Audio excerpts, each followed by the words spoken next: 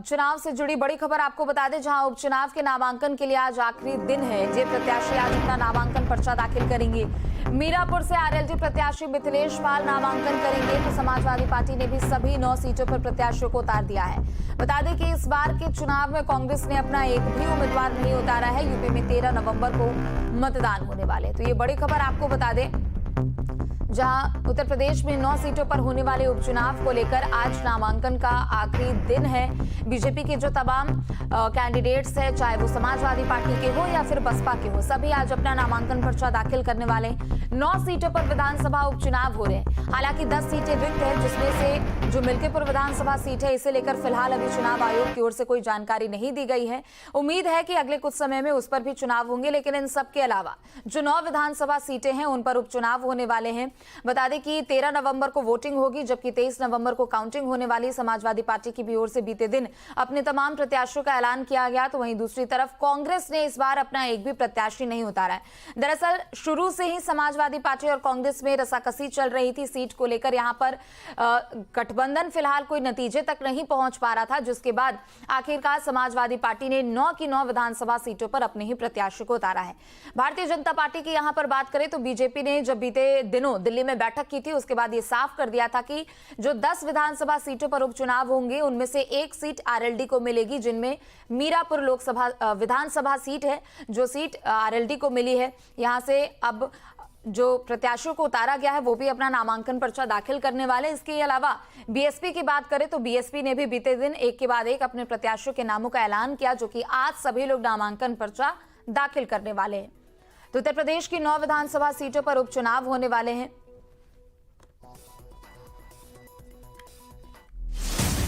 UP में उपचुनाव का रण दिलचस्प होता जा रहा है।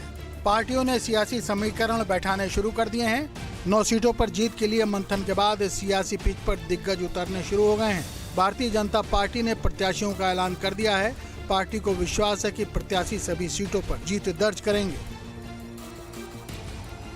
गाजियाबाद से संजीव शर्मा, करहल से अनुजेश यादव, फूलपुर से दीपक पटेल, कटहरी से धर्मराज निषाद, मझवा से सुचिस्मिता मौर्य, कुंदरकी से रामवीर ठाकुर और खैर से सुरेंद्र दिलेर, सीसा मऊ से सुरेश अवस्थी।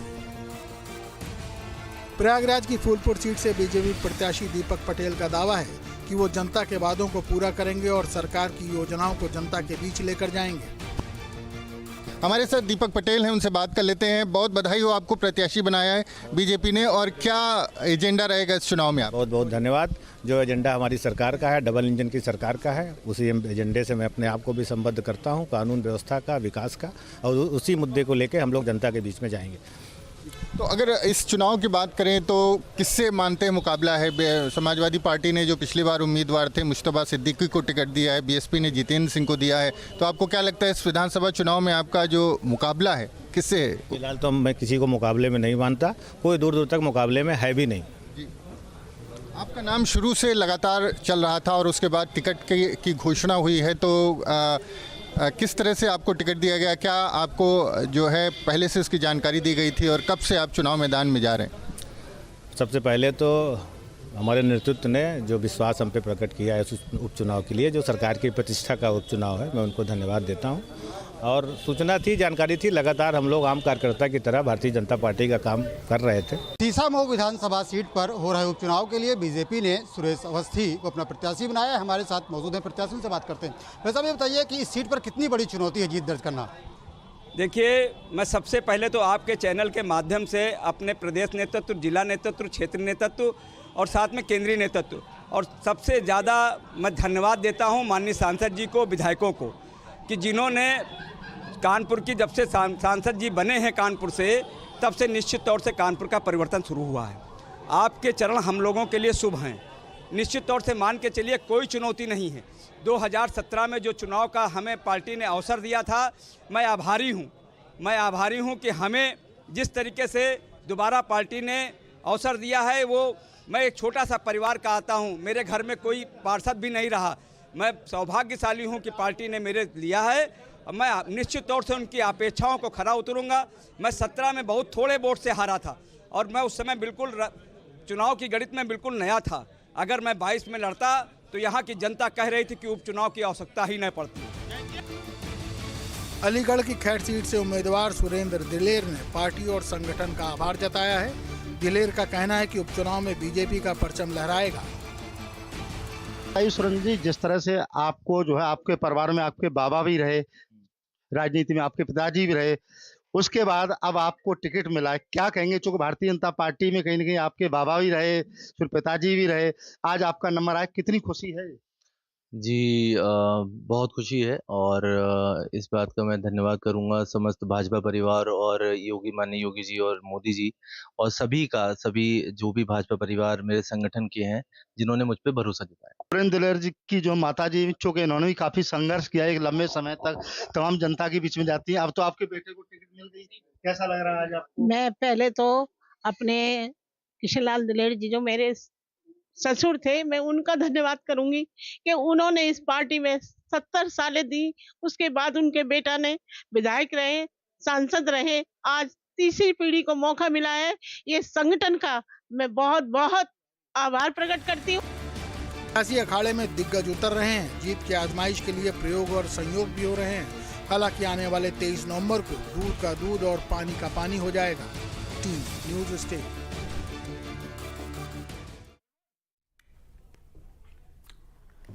तो यूपी चुनाव में यहाँ पर नामांकन का आखिरी दिन है आज, और चलिए ज्यादा जानकारी के लिए दो संवाददाता हमारे साथ जुड़ चुके हैं। शुभम पांडे हमारे साथ राजधानी लखनऊ से जुड़ चुके हैं, जबकि श्याम तिवारी कानपुर से हमारे साथ जुड़ चुके हैं। शुभम, सबसे पहले आपका रुख करते हुए 9 सीटों पर उपचुनाव होने वाले हैं, चाहे बीजेपी हो, समाजवादी पार्टी हो या फिर बसपा हो। सभी पार्टियों की ओर से अपने प्रत्याशियों का नामों का ऐलान कल शाम तक कर दिया गया था और आज नामांकन का आखिरी दिन।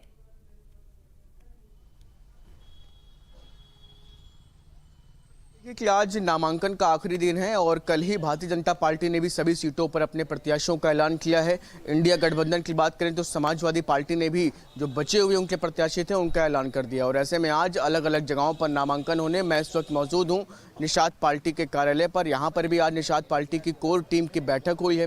बैठक के बाद एक प्रेस वार्ता का आयोजन है जिसमें डिप्टी सीएम ब्रजेश पाठक के साथ निषाद पार्टी के राष्ट्रीय अध्यक्ष और उत्तर प्रदेश की सरकार में मंत्री संजय निषाद रहने वाले हैं। इसके बाद डिप्टी सीएम ब्रजेश पाठक कटेहरी में, जहां पर आज उपचुनाव को लेकर के जो नामांकन होना है, वहां के जो प्रत्याशी हैं भारतीय जनता पार्टी के, उनके नामांकन के लिए जाएंगे। और चूंकि 9 सीटों पर इंडिया गठबंधन और उसके अलावा भारतीय जनता पार्टी के सहयोगी दलों के साथ आमने सामने इस बार मजबूती से नजर आ रहे हैं।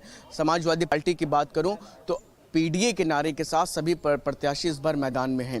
काफ़ी कुछ चीज़ें हैं। अभी फिलहाल प्रेस कॉन्फ्रेंस के दौरान आज जो है निषाद पार्टी और भारतीय जनता पार्टी के जो नेता हैं डिप्टी सीएम ब्रजेश पाठक, ये सब भी मौजूद रहेंगे। तो क्योंकि लगातार निषाद पार्टी की तरफ से कुछ सीटों को लेकर के नाराज़गी जताई गई थी और ऐसे में अब आप देख भी सकते हैं कि डिप्टी सीएम ब्रजेश पाठक यहाँ आ रहे हैं और ये प्रेस वार्ता शुरू होने जा रही है कुछ ही देर में, क्योंकि निषाद पार्टी के जो राष्ट्रीय अध्यक्ष हैं वो यहाँ पहुँच रहे हैं, साथ में हैं दोनों ही, आप देख सकते हैं कि। और अब ये प्रेस वार्ता भी कुछ ही देर में शुरू होगी क्योंकि काफ़ी ज़्यादा महत्वपूर्ण ये इस लिहाज से भी है क्योंकि कुछ सीटों को लेकर के लगातार नाराज़गी निषाद पार्टी की तरफ से बताई जा रही थी। और ऐसे में अब यहाँ पर आप देख भी सकते हैं कि संजय निषाद जी यहाँ पहुँचे हुए हैं और ये प्रेस वार्ता अब शुरू है। अब सीधा अब हम आपको प्रेस वार्ता की तरफ ले चलते हैं। जी बिल्कुल। तो देखिए ये तस्वीरें आपको दिखा रहे हैं, लौटेंगे आपके पास शुभम। तो देखिए राजधानी लखनऊ से ये सीधी तस्वीरें दिखा रहे हैं, चूंकि यूपी विधानसभा उपचुनाव के नामांकन का आखिरी दिन है आज और ऐसे में जितने भी प्रत्याशी यहां पर चुनावी मैदान में है अपना दमखम दिखाएंगे। सभी की ओर से अपना नामांकन पर्चा आज दाखिल किया जाएगा। लेकिन बहरहाल ये तस्वीर है जहां पर डिप्टी सीएम ब्रजेश पाठक और संजय निषाद यहां पर प्रेस कॉन्फ्रेंस करते हुए नजर आएंगे। सुनाएंगे भी आपको कि आखिर वो क्या कुछ कहने वाले हैं, क्योंकि देखिए इस बार के उपचुनाव में चाहे समाजवादी पार्टी और कांग्रेस के इंडिया गठबंधन की बात कर ले या फिर बीजेपी के उसके सहयोगी दलों की बात कर ले, बीजेपी ने सिर्फ एक सीट आरएलडी को दी है जो कि मीरापुर विधानसभा सीट है। ऐसे में कयास लगाए जा रहे थे एक सीट यहां पर निषाद पार्टी को मिल सकती है या फिर बीजेपी के टिकट पर निषाद पार्टी का कोई सदस्य यहां पर चुनावी मैदान में जरूर उतरेगा। लेकिन बीते शाम तक पूरी तस्वीर साफ हो गई कि 9 सीटों में से 8 सीटों पर बीजेपी ही चुनाव लड़ेगी, जिस पर एक पर आरएलडी यहां पर चुनाव लड़ेगी। थोड़ी देर में यहां पर प्रेस वार्ता शुरू होने वाली है। प्रेस को संबोधित करते हुए नामांकन से जुड़ी तमाम जानकारियां यहां पर, चाहे वो डिप्टी सीएम ब्रजेश पाठक हो या कैबिनेट मंत्री संजय निषाद हो, तमाम जानकारियां आपके सामने रखते हुए नजर आएंगे। तो उत्तर प्रदेश की 9 विधानसभा सीटें जिन पर उपचुनाव 13 नवंबर को होने वाले हैं। बता दें कि 13 नवंबर को मतदान का दिन होगा, जबकि 23 नवंबर को नतीजे आने वाले हैं। ये जो दरअसल जितनी भी विधानसभा सीटें हैं जिन पर उपचुनाव होने वाले हैं, इसमें से अधिकतर सीटें वही है जो कि विधायकों को लोकसभा चुनाव में लड़ाया गया। देश के हित में किसी को इस देश के लोगों ने बलिदान दिया है। मेरे पिताजी सेना में सूबेदार रहे, मेजर भी रहे, और उन्होंने भी बलिदान दिया था देश के लिए, वो उनको समझ। आज हम समाज के लिए, अपने समाज को हितों के लिए छोटे छोटे बातों को बलिदान तो करना ही पड़ेगा। आपने देखा होगा, मैं 3 दिन से दिल्ली में था और दिल्ली में शीर्ष नेतृत्व से बात हुई और पूरा अपने समाज को भरोसा दिलाता हूँ कि जो आज उपचुनाव में हमने चुनाव न लड़कर लोग कह रहे हैं कि छोड़ दिया, भाग गया, बिक गया, बेच दिया, तमाम तरह के आरोप विपक्ष लगा रहे हैं। हमारे लोगों के अशिक्षा का लाभ उठा रहे हैं, जिन्होंने उनको सुख से या समृद्धि से, विकास से कोसों दूर रखा। ऐसे लोग आज के दिन में कम से कम ये ट्वीट कर रहे हैं कि मेरा एक विचारधारा रहा कि हमेशा जीत चाहिए, सीट नहीं जीत चाहिए, मेरा एक विचारधारा रही और उस जीत के सहारे हम जो है समाज को कुछ दे सकते हैं। उस जीत की देन रही है कि 2017 में मैं चुनाव लड़ा था और कांग्रेस, सपा, बसपा को उत्तर प्रदेश से हटना पड़ा, सत्ता से दूर करना पड़ा। जो एक इतिहास था, ये लाओ, उनको लाओ, उनको लाओ, ये हटाओ।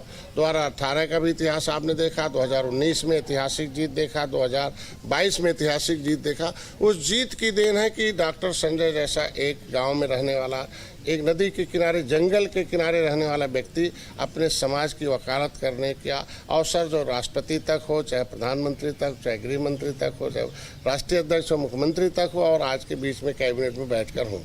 आज कम से कम इस उपचुनाव में जीत चाहिए। हम अपने को सौभाग्यशाली हूँ कि कम से कम हमारे इस मंत्र को विपक्ष के लोग भी ट्वीट कर रहे हैं कि नहीं, जीत चाहिए, सीट नहीं चाहिए।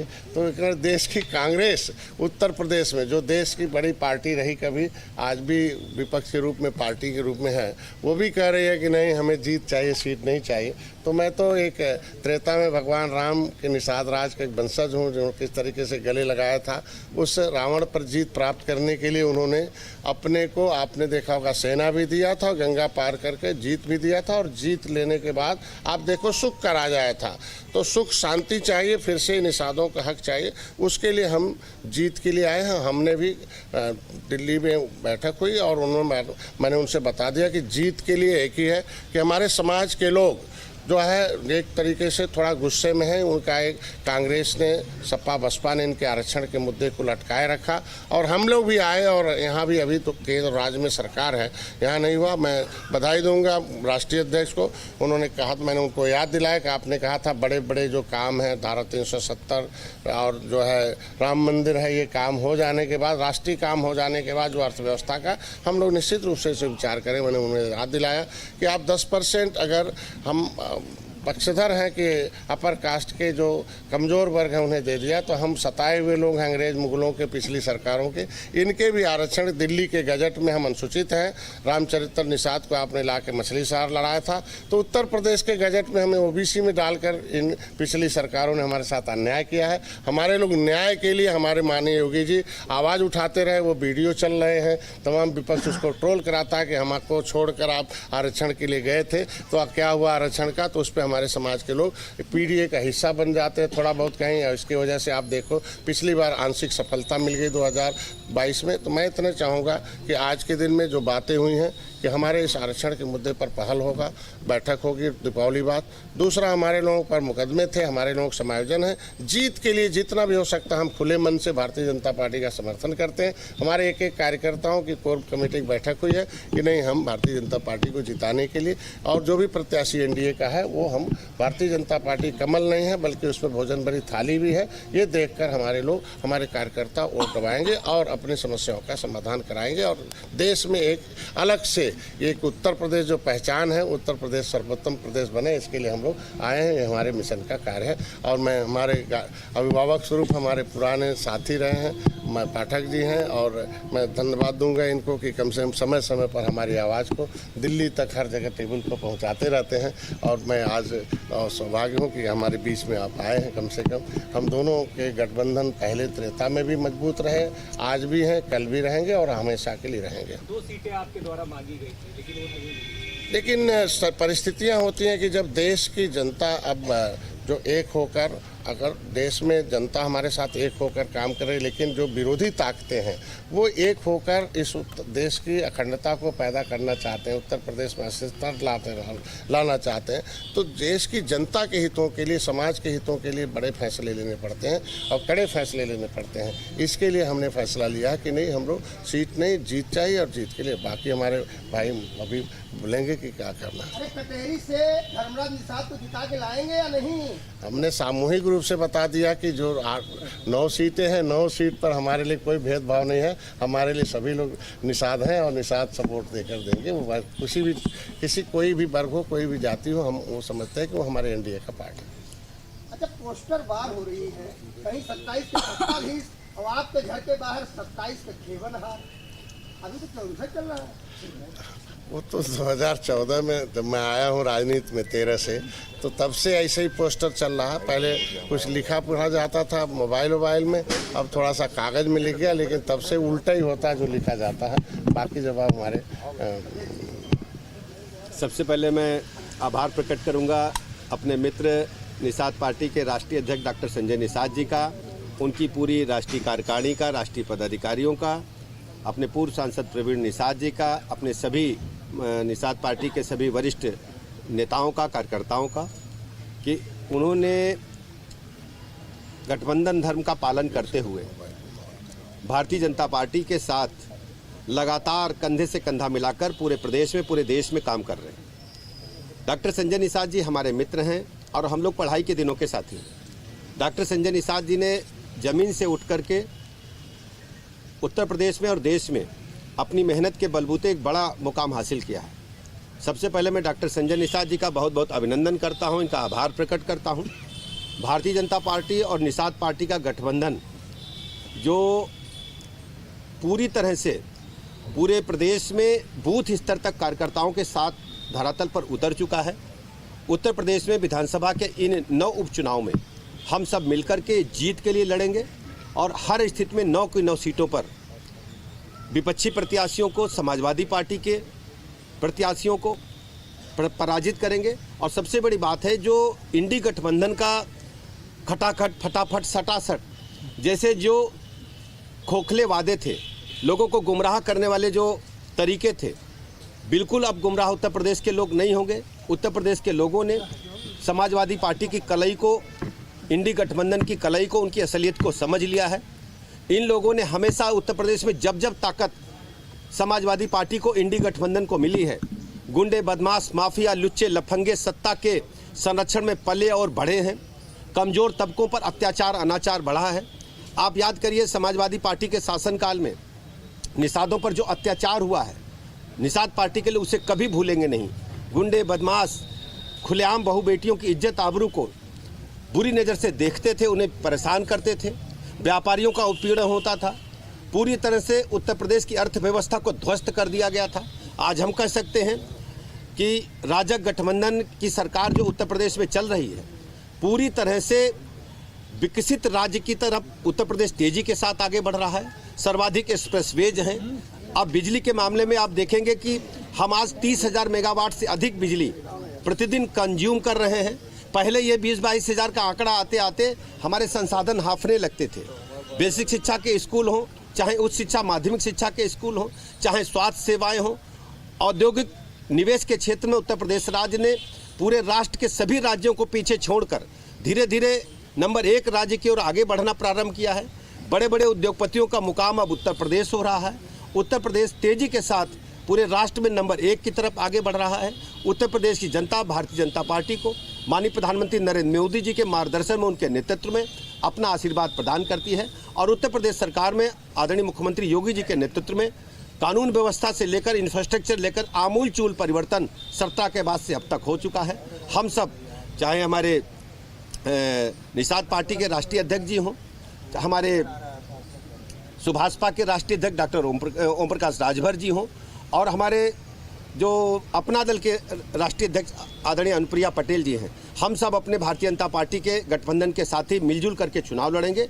और हमारी ये मतलब हम सब की सोच ये है कि जीत महत्वपूर्ण है। जैसे डॉक्टर साहब ने बताया, हम सब मिलकर के 9 के 9 उपचुनाव में विजय हासिल करेंगे। इन्हीं शब्दों के साथ आप सब प्रातःकाल आए डॉक्टर साहब के आवास पर, मैं हृदय से आप सबका भी आभार प्रकट करता हूं। बहुत बहुत धन्यवाद। 22 का चुनाव भी भाजपा बनाम समाजवादी पार्टी, तो चुनाव भी भाजपा बनाम समाजवादी पार्टी, क्योंकि समाजवादी पार्टी 9 सीटों को लड़ रही है और भाजपा भी कहीं ना कहीं अकेली लड़ रही। 2 सीटें मांगी थी उन्होंने, लेकिन आपने नहीं की, और आरएलडी भी उनका सिंबल लिया है, लेकिन प्रत्याशी आपका ही है। इस पर क्या? देखिए, भारतीय जनता पार्टी, मैंने आपको स्पष्ट किया, हमारा गठबंधन मजबूत है और हम सब मिलजुल करके चुनाव लड़ेंगे। समाजवादी पार्टी इंडी गठबंधन को परास्त करेंगे। बहुत बहुत धन्यवाद। तो हमारा गठबंधन मजबूत है और सभी 9 की 9 सीटों को जीतेंगे, ये कहना था डिप्टी सीएम ब्रजेश पाठक और साथ ही साथ निषाद पार्टी के राष्ट्रीय अध्यक्ष संजय निषाद का। तो उत्तर प्रदेश में 9 सीटों पर उपचुनाव होने वाले हैं, जिसे लेकर नामांकन दाखिल करने की प्रक्रिया का आज आखिरी दिन है। ऐसे में चाहे वो बीजेपी के प्रत्याशी हो, समाजवादी पार्टी के हो या फिर बसपा के हो, सभी प्रत्याशी आज अपने अपने क्षेत्र में जाएंगे, नामांकन पर्चा दाखिल करेंगे। लेकिन उससे पहले आपने संजय निषाद और ब्रजेश पाठक के प्रेस कॉन्फ्रेंस को भी सुना। उन्होंने यही कहा कि निषाद पार्टी और भारतीय जनता पार्टी चाहे रालोद हो, सभी पार्टियां एक साथ मिलकर चुनाव लड़ेंगी और जीतेंगी।